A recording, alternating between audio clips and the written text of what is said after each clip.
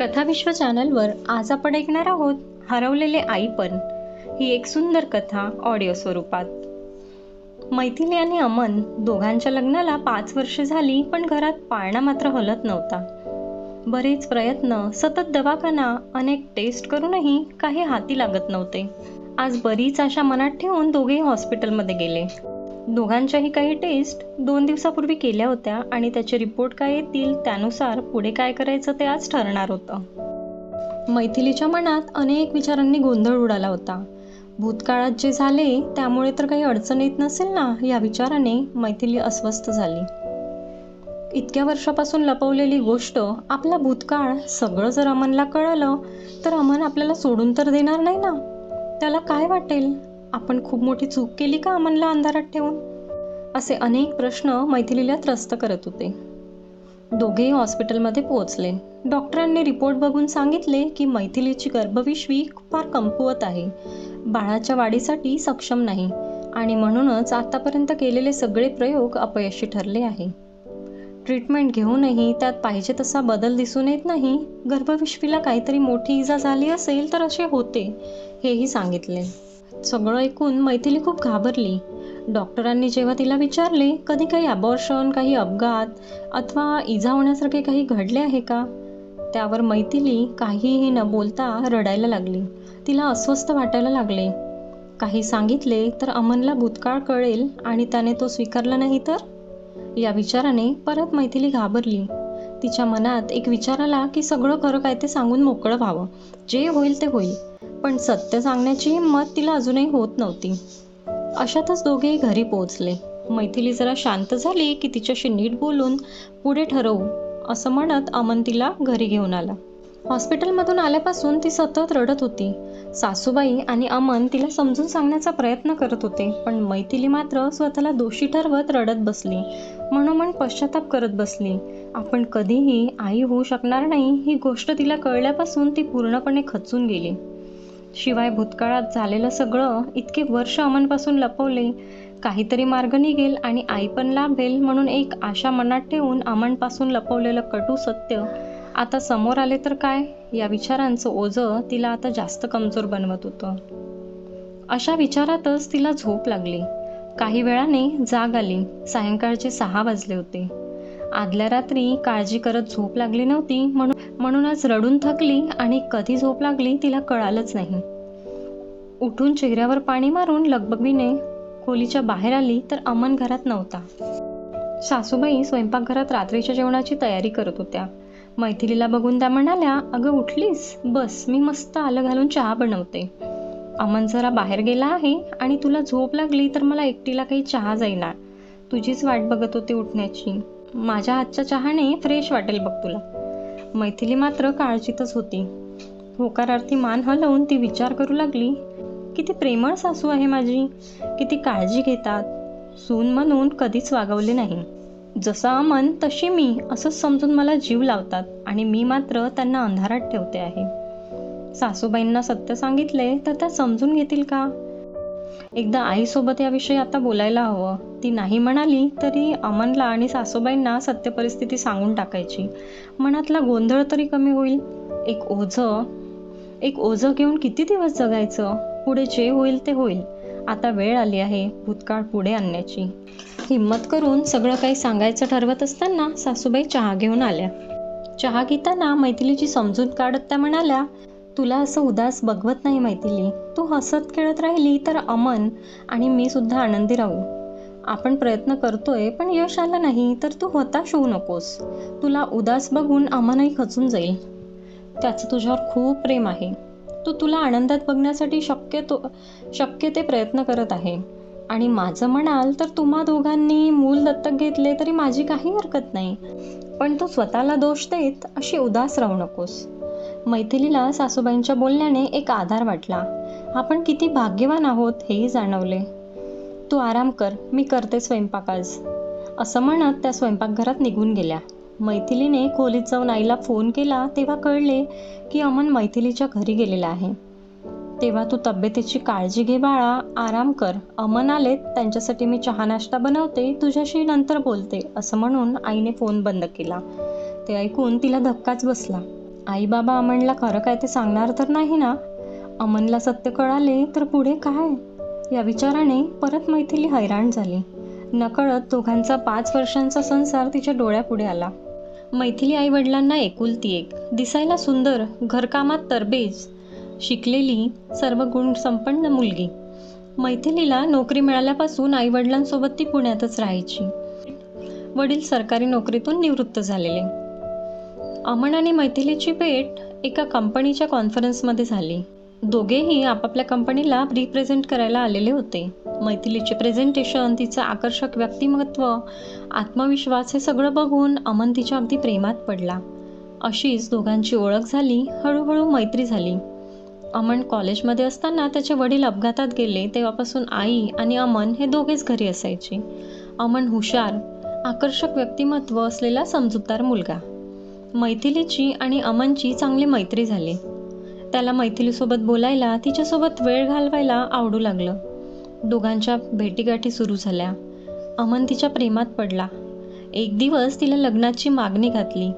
त्यावर काही उत्तर न देता ती म्हणाली, अमन, मला तुझ्यासोबत आयुष्य घालवायला नक्कीच आवडेल, पण त्याआधी मला तुला काहीतरी सांगायचं आहे. मैथिलीचं बोलणं मध्येच थांबवत अमन म्हणाला, कमॉन मैथिली, आता पण बिन काही नाही. तुला मी आवडतो ना? तुला आवडेल ना माझ्यासोबत आयुष्य घालवायला? मग झालं, मी आजच आईसोबत बोलतो. तुझ्या घरी आपल्या लग्नाबद्दल बोलून पुढे ठरवतो. विश्वास आहे ना तुझा माझ्यावर? मैथिलीने त्यावर फक्त होकारार्थी मान हलवली. अमनने आईला मैथिलीविषयी सांगितले. आईला फोटोवरूनच ती खूप आवडली. दोघांनी मैथिलीच्या घरी लग्नाचा प्रस्ताव मांडला. आपल्या मुलीवर इतकं प्रेम करणारा मुलगा, शिवाय सगळ्या गोष्टी सुयोग्य असल्याने तिच्या आईवडिलांनी लग्नाला परवानगी दिली. लवकरच लग्नाची तारीख ठरवली. मैथिलीला मात्र अमनला भूतकाळाबद्दल सांगायचं होतं. त्याला अंधारात ठेवून लग्न करायचं नव्हतं. त्याविषयी ती आईबाबांशी बोलली तेव्हा बाबांनी तिला खडसावले की आता भूतकाळ विसरून जा. त्याविषयी फक्त आपल्या तिघांना माहीत आहे. परत सगळ्या गोष्टींमुळे बदनामी नको. शिवाय सत्य परिस्थिती कळल्यावर अमन लग्न करायला नाही म्हणाला तर काय? त्याच्यासारखा मुलगा तुला शोधून सापडणार नाही. भूतकाळात जे झाले तो एक अपघात होता, पण त्यामुळे आता पुढचं आयुष्य त्या विचारात घालवू नकोस. आईला आणि मैथिलीला बाबांचं म्हणणं पटत नसतानाही त्या काही करू शकत नव्हत्या. आता पुढील आयुष्य अमनसोबत आनंदात घालवायचं हा विचार करून मैथिली लग्नाला तयार झाली. दोघांचे लग्न धूमधडाक्यात झाले. सासरी माहेरी मैथिलीचे खूप कौतुक झाले. या सगळ्यात ती भूतकाळात झालेल्या गोष्टी पूर्णपणे विसरून गेली. सुरुवातीचे 2 वर्ष अगदी आनंदात गेले. नंतर दोघांनाही बाळाचे वेध लागले. पण काही केल्या आनंदाची बातमी मिळत नव्हती. बऱ्याच टेस्ट केल्या, तज्ज्ञ डॉक्टरांच्या सल्ल्याने प्रयत्न केले, पण काही फायदा होत नव्हता.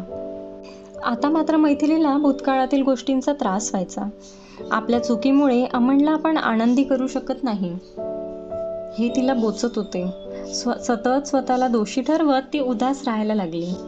अमन तिला खूप समजावून सांगत होता, पण तिला मात्र स्वतः आईपण हरवल्याची सल मनात बोचत होती. अमनला आता खरं काय ते सांगून मोकळं व्हावं असं सारखं तिला वाटत होतं, पण बाबांची भीती, शिवाय पुढे काय हा विचार करून ती इतकी वर्षे स्तब्ध होती. काही वेळाने अमन घरी आला. मैथिलीने घाबरतच त्याला विचारले, अमन, तू आईबाबांकडे गेला होता? काही काम होतं का?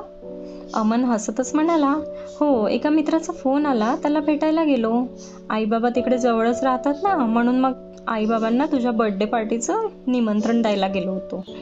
आई एकट्याच होत्या घरी, बाबा नाही भेटले. पुढच्या आठवड्यात तुझा वाढदिवस आहे, हे विसरली वाटतं माझी राणी. किती उदास असतेस तू हल्ली, सतत विचारत असतेस. म्हणून म्हटलं यावेळी बर्थडेला छान प्लॅन करू, आईबाबांना इकडे बोलावू, तुला फ्रेश वाटेल. पण त्याआधी मला एक दिवस जरा बाहेरगावी कामानिमित्त जावं लागेल. मैथिलीला ऐकून आश्चर्य वाटले आणि आनंदही झाला.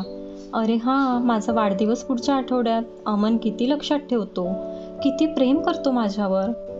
त्याला काही कळाले नाही हे बघून ती जरा शांत झाली, पण भूतकाळाविषयी विचारचक्र मात्र सुरू होतेच. काही महिन्यांपूर्वीच मैथिलीने तब्येतीमुळे नोकरी सोडली होती. अमन कामानिमित्त बाहेरगावी गेला. घरी सासूबाई आणि मैथिली दोघीच होत्या. अमनने सासूबाईंना सांगितल्याप्रमाणे त्या मैथिलीला वाढदिवसाचा छान नवीन ड्रेस घ्यायला बाहेर घेऊन गेल्या. दोघींनी एकत्र छान शॉपिंग केली. काही वेळासाठी का होईना पण मैथिली आनंदात होती ते पाहून सासूबाईंनाही समाधान वाटले. घरी परत आल्या त्याआधी अमन तयार होता. खूप सारे गिफ्ट्स, मिठाई, फुलांचा गुच्छ घेऊन तो आलेला होता. सगळं बघून मैथिली खूप खुश झाली. तिने पटकन अमनला मिठी मारली. त्यांचं प्रेम बघून सासूबाई मनोमन गालातच हसू लागल्या. अमन मैथिलीला म्हणाला, उद्या तुझ्या वाढदिवसानिमित्त मी एक सरप्राईज देणार आहे. ते बघून तू अजूनच आनंदी होशील. कदाचित परत माझी राणी मला अशी उदास दिसणार नाही. ते ऐकताच मैथिली दचकली. असं काय सरप्राईज आहे अमन? अडखळतच ती बोलली. ते तर उद्याच कळेल, अमन हसत म्हणाला. रात्री काही केल्या मैथिलीला झोप लागत नव्हती. उद्या नक्की काहीतरी विचित्र होणार आहे असं तिचं मन तिला सांगत होतं. अमनकडे बघून आनंद होत असला तरी एक धडधड तिला बेचैन करत होती. विचार करतच ती कशीबशी झोपी गेली. तोच सकाळ झाली. सासूबाई लवकर उठून आंघोळ करून पूजा करत होत्या. त्या आवाजाने मैथिली जागी झाली. मोबाईलमध्ये वेळ बघितली तर सकाळचे 7 वाजले होते. आजूबाजूला अमन नव्हता. बेडच्या बाजूला टेबलावर एक सुंदर फुलांचा गुच्छ आणि हॅपी बर्थडे लिहिलेले कार्ड होते. फ्रेश होऊन मैथिली बाहेर आली. सासूबाईंनी तिला वाढदिवसाच्या शुभेच्छा दिल्या. मैथिलीची नजर मात्र अमनला शोधत होती. सासूबाईंना ते लक्षात आले. त्यांनी तिला लगेच सांगितले, अमन तुझ्यासाठी काहीतरी आणायला गेला. तो येतपर्यंत तू आवरून तयार हो. आई बाबा निघालेत, तेही येतीलच इतक्यात. मैथिलीचे मन अजूनच गोंधळलेले होते. ती आवरून तयार झाली. चहा बनवला. थोड्याच वेळात आई बाबा आले. मागोमाग अमनही केक घेऊन आला. सर्वांनी मैथिलीला वाढदिवसाच्या शुभेच्छा दिल्या. बाबा आज मात्र गप्प गप्प आहेत, भावनिक वाटत आहेत हे मैथिलीने ओळखले. आईला विचारले असता आई इतकंच म्हणाली, आज आम्ही दोघंही खूप खुश आहोत, खूप आनंदात आहोत. तू खूप भाग्यवान आहेस म्हणून तुला अमनसारखा जोडीदार मिळाला. आईचं बोलणं मैथिलीला कोड्यात पाडणारं होतं. आई असं का म्हणते आहे हे तिला कळत नव्हतं. तितक्यात अमन आला आणि म्हणाला, चला निघूया, वाटेतच मैथिलीच्या आवडत्या ठिकाणी नाश्ता करू. मैथिली म्हणाली, कुठे जायचं आहे? अमन म्हणाला, तेच तर सरप्राईज आहे राणी. अमन, मैथिली, सासूबाई, आई बाबा सगळे कुठेतरी जायला निघाले. मैथिली सोडून सगळ्यांना माहीत होते की आपण कुठे जात आहोत. अमनने तशी पूर्वकल्पना त्यांना दिली होती. वाटेत एका ठिकाणी छान नाश्ता केला आणि नंतर एका अनाथाश्रममध्ये ते पोचले. मैथिलीला मात्र काय सुरू आहे काही कळत नव्हते. तिथे गेल्यावर एका 7 वर्षाच्या गोड मुलीला अमन मैथिलीजवळ घेऊन आला आणि म्हणाला, कोण म्हणतं की तू कधीच आई होऊ शकत नाही? ही बघ, ही तुझीच मुलगी आहे राणी. तू तिला पहिल्यांदा बघत असली तरी हिने तुझ्याच उदरातून जन्म घेतला आहे. आतापर्यंत ती अनाथ म्हणून या आश्रमात राहिली, पण आता आपण हिला दत्तक घेऊन आपल्या घरी घेऊन जायची आहे. हीच आपली मुलगी आहे. निधी नाव ठेवूया का आपण तिचं? आणि आता यापुढे माझी राणी, तू उदास राहायचं नाहीस. आम्हा सगळ्यांना हे सत्य माहीत आहे आणि मान्यही आहे. निधी बाळ, चल आईला हॅपी बर्थडे म्हणा. निधी, हॅपी बर्थडे आई असं म्हणताच मैथिली तिला मिठीत घेऊन ढसाढसा रडू लागली. अमनचे आभार कसे मानावे, कसे व्यक्त व्हावे तिला काही कळत नव्हते. बाबांनी मैथिलीची माफी मागितली आणि म्हणाले, माझ्यामुळे तुला तुझ्या पोटच्या गोळ्यापासून दूर राहावं लागलं, पण मी जे काही केले ते तुझ्या भविष्यासाठीच बाळा. मनावर दगड ठेवून मी लेकराला अनाथाश्रमात ठेवले, पण आई आणि मी नेहमीच तिला भेटायला यायचो. कुणी तिला दत्तक घेऊ नये याची खबरदारी घ्यायचो. तू खरंच खूप भाग्यवान आहेस. तुला अमन जोडीदार म्हणून भेटला. खूप प्रेम आहे त्याचं तुझ्यावर. तुझं हरवलेलं आई पण अमनमुळे नव्याने तुझ्या पदरात पडलं. अमन आणि त्याच्या आईचे आईबाबांनी खूप आभार मानले. अमनच्या आईने सगळं समजून घेतलं. मुलगा सुनेचं सुख कशात आहे ते बघून योग्य निर्णय घेतला याचा मैथिलीच्या आईबाबांना खूप अभिमान वाटला. मैथिलीला मात्र प्रश्न पडला की अमनला हे सगळं सत्य कसं कळालं.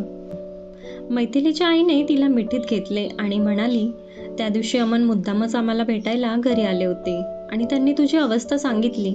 शिवाय हेही सांगितले की तू कधीच आई होऊ शकत नाही आणि या गोष्टींमुळे तू स्वतःला सतत दोष देत उदास राहते. डॉक्टरांनी गर्भाशयाच्या इजेविषयी विचारताच तू अस्वस्थ होऊन रडायला लागली. तेव्हा अमनला कळाले होते की काहीतरी कारण नक्कीच आहे जे तू त्यांना सांगू शकत नाही आणि म्हणून त्यांनी मला विश्वासात घेऊन विचारले. मला राहवलं नाही. बाबांच्या भीतीने तुझ्या भूतकाळाविषयी एक शब्दही काढता येत नव्हता, पण ते घरी नाही हे बघून मी अमनला सगळं सत्य सांगितलं. जे होईल ते होईल, पण किती दिवस आपण सगळं लपवायचं म्हणून मी सांगितलं. त्यानेही ते सगळं स्वीकारलं. हा त्याच्या मनाचा मोठेपणा आहे. अमनने त्याच्या आईला याची कल्पना दिली. त्यांनी तुमच्या दोघांच्या प्रेमापोटी ते स्वीकारले. तू खरंच खूप नशीबवान आहेस बाळा. आईला आणि अमनला कधीच दुखावू नकोस. मैथिलीला अमन इतकं गोड सरप्राईज देईल याची तिने कधी कल्पनाही केली नव्हती. आई बाबा, अमन आणि सासूबाई निधीसोबत गप्पा मारत होते. सगळे खूप आनंदात होते. त्यांच्या चेहऱ्यावर आनंद बघून मैथिलीच्या डोळ्यातील आनंदाश्रू काही केल्या थांबत नव्हते. तशीच ती नकळत भूतकाळात शिरली. मैथिली आणि निनाद कॉलेजमध्ये सोबत शिकायला होते. दोघांचंही एकमेकांवर जीवापाड प्रेम होतं. कॉलेज संपल्यावर सगळे मित्रमैत्रिणी कुठेतरी फिरायला गेले. निनादचं प्लेसमेंट झालं होतं आणि नोकरीनिमित्त बँगलोरला जाणार होता. आता आपण दोघे परत कधी भेटणार म्हणून दोघेही सगळ्यांसोबत फिरायला गेले असले तरी खूप भावनिक झालेले होते. आणि अशातच ते एकमेकांच्या खूप जवळ आले. आणि यातूनच मैथिलीला दिवस गेले. सुरुवातीला घाबरून तिने कुणालाही काहीही सांगितले नाही, पण नंतर निनादला याची कल्पना दिली. आईबाबांशी बोलून आपण लग्न करू, सत्य आहे ते सांगू असं म्हणत निनादने तिची समजूत काढली. आईलाही हे कळाले तेव्हा ती खूप संतापली. आईने तिला अबॉर्शन करण्याचा सल्ला दिला, पण भीतीपोटी ती नाकारत होती. शिवाय निनाद बाबांशी बोलून लवकरच लग्न करायचं म्हणाला म्हणून आईला विनवण्या करत होती. निनाद आईबाबांना भेटायला आला. बाबांना हा प्रकार कळाला तेव्हा ते भयानक संतापले. दोघांनाही नको ते बोलले, पण बदनामी नको. शिवाय निनाद सुद्धा लग्नाला तयार आहे म्हणून त्यांनी लवकरच दोघांचं लग्न लावून देण्याचा निर्णय घेतला. बाहेर कुणाला लग्नापूर्वी हे कळू नये म्हणून खबरदारी घेतली, पण नियतीच्या मनात मात्र काहीतरी वेगळंच होतं. निनाद बँगलोरला परत जात असताना त्याच्या बसला अपघात झाला आणि त्यात त्याचा दुर्दैवी मृत्यू झाला. मैथिली झाल्या प्रकाराने फार हादरून गेली. स्वतःला संपवायचा विचार करू लागली. आईबाबांना ही परिस्थिती सांभाळणे फार कठीण चालले होते. ओळखीतल्या डॉक्टरकडे तपासणी केली तेव्हा अबॉर्शनसाठी खूप उशीर झालेला होता.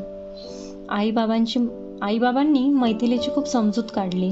काही महिन्यात तिने एका गोड मुलीला जन्म दिला, पण त्या बाळाला बघून मैथिली भावनिक होऊन खचून जाऊ नये म्हणून भविष्याचा विचार करून बाबांनी बाळाला तिला न दाखवताच अनाथ आश्रमात नेऊन ठेवले.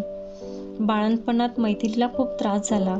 तिने अनेकदा स्वतःला करून घेतलेला शारीरिक त्रास, वेदना यामुळे तिची अवस्था नाजूक होती. अशातच तिच्या गर्भपिशवीला सुद्धा इजा झाली होती. मैथिली बाळाविषयी विचारायची, पण बाबांनी तिच्या भविष्यासाठी तिला इतकेच सांगितलं की बाळ जिथे कुठे आहे सुखरूप आहे आणि यापुढे तुझा बाळाशी काहीही संबंध नाही. तू भविष्याचा विचार कर. यातून बाहेर पडण्यासाठी तिला वर्ष लागले. नोकरीवर लागल्यावर काही काळ का होईना पण ती यातून बाहेर पडली, पण मनात या वेदना ताज्या होत्याच. हेच ती लग्नापूर्वी अमनला सांगायचा प्रयत्न करत होती, पण बाबांचा धाक, बदनामीची भीती यामुळे ती फक्त मनात झुरत होती. हा सगळा भूतकाळ आठवत असतानाच निधी तिच्या जवळ आली आणि हात ओढत म्हणाली, आई, बाबा बोलवत आहेत. माझ्या इथल्या सगळ्या मित्रमैत्रिणींसोबत आपण केक कापायचा आहे. चल पटकन. मैथिली निधीच्या निरागस चेहऱ्याकडे पाहून अश्रू सांभाळत उठून तिच्याबरोबर जाऊ लागली. मैथिलीचं हरवलेलं आईपण आज तिला अमनमुळे नव्याने लाभलं. तर अशी ही दोघांची गोड प्रेमकथा तुम्हाला कशी वाटली हे नक्की कळवा आणि अशाच छान छान कथा ऐकण्यासाठी चॅनलला सबस्क्राईब करायला विसरू नका. धन्यवाद.